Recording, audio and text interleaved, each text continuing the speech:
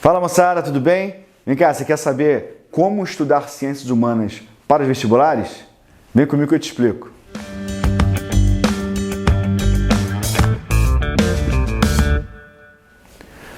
Pois bem, moçada, o que eu vou ensinar para vocês agora é o mundo ideal.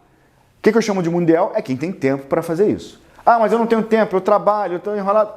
Aí você tem que adaptar esses elementos para o seu cotidiano, para a sua vida real. Beleza? Então vamos lá. Seja história, geografia, filosofia, sociologia, qualquer disciplina humana, de humanidades, é assim que a gente tem que estudar. Então, eu sempre vou me referir à história, fica mais fácil da compreensão, e à Revolução Francesa como exemplo, tá? Então, até o final do vídeo vai ser esse exemplo que eu vou dar. Então, você, antes de ver Revolução Francesa, você vai ler o capítulo da tua apostila ou do livro que você tem aí sobre a Revolução Francesa. E atenção, essa tem que ser uma leitura ativa, não passiva, não só leia e acabou. Leia fazendo fichamento. E fichar não é grifar, não é rabiscar.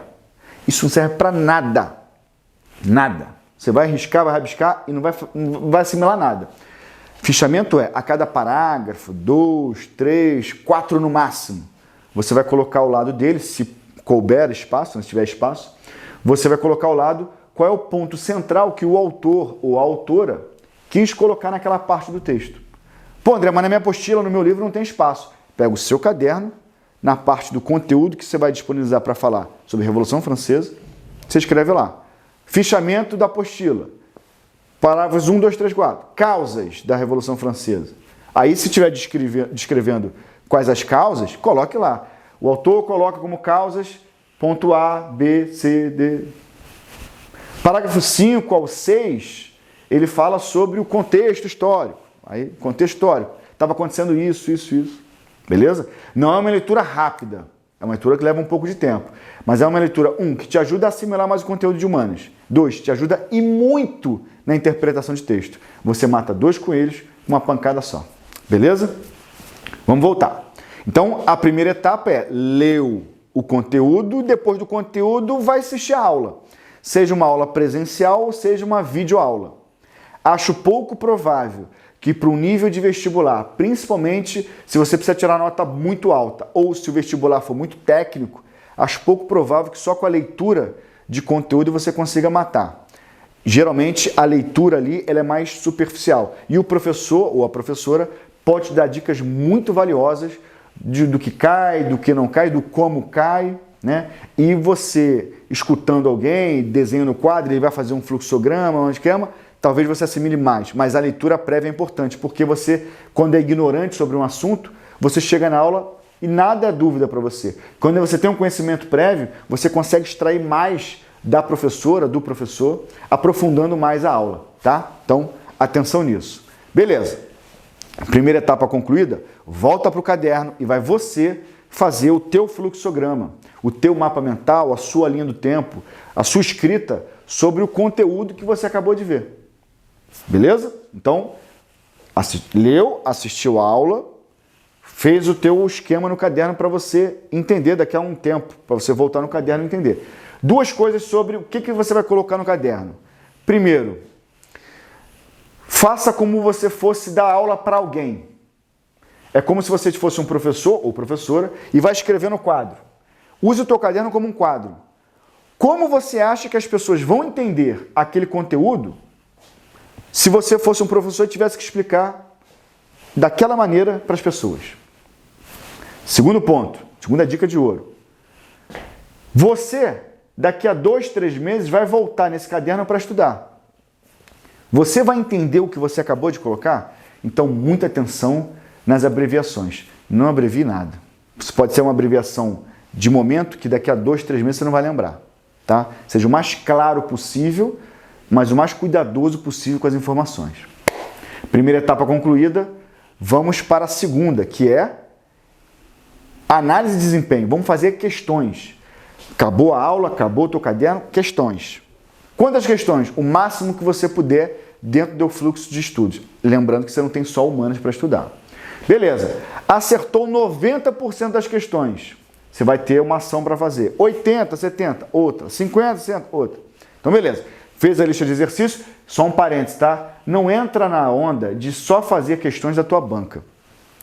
Isso é importante daqui a pouco. Agora, o que você precisa fazer é questões variadas, porque como as bancas costumam cobrar coisas distintas entre si, o que você precisa agora é assimilar o máximo de informação possível sobre aquele conteúdo específico. Nesse caso do exemplo, a Revolução Francesa.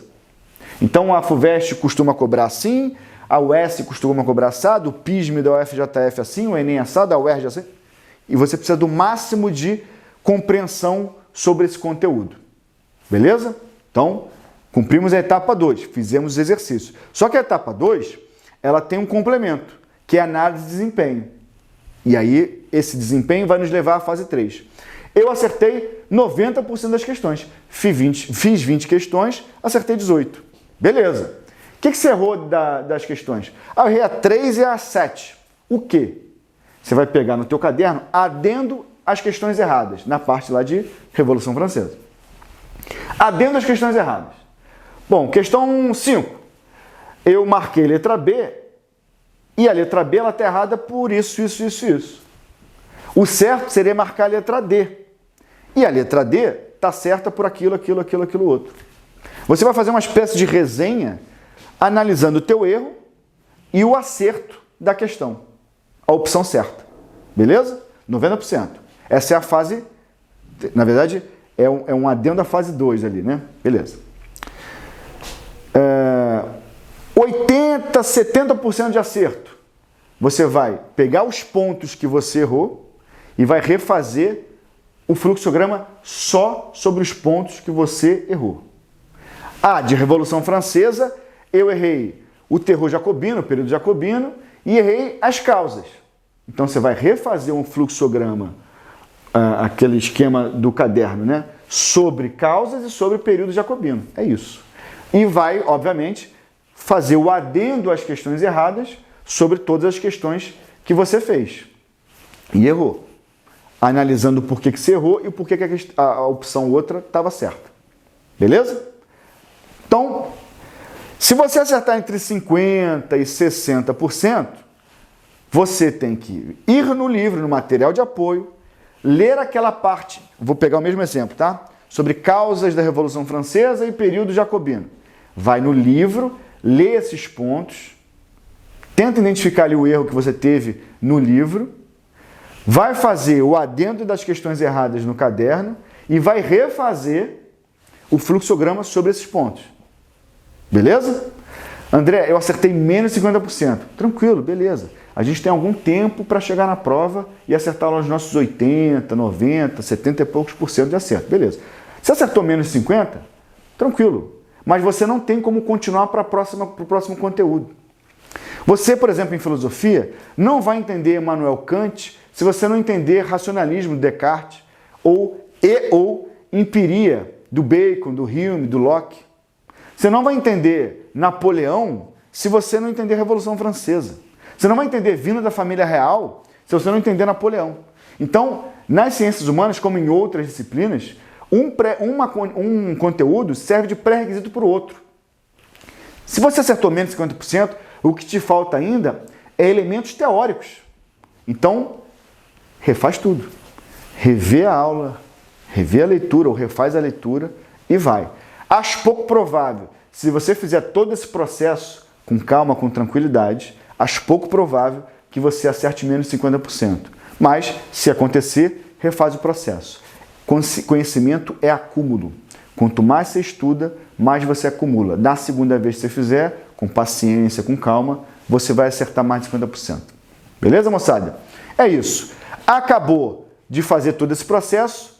Se estiver acertando, depois que você refizer seus erros, você parte para os próximos conteúdos. Beleza?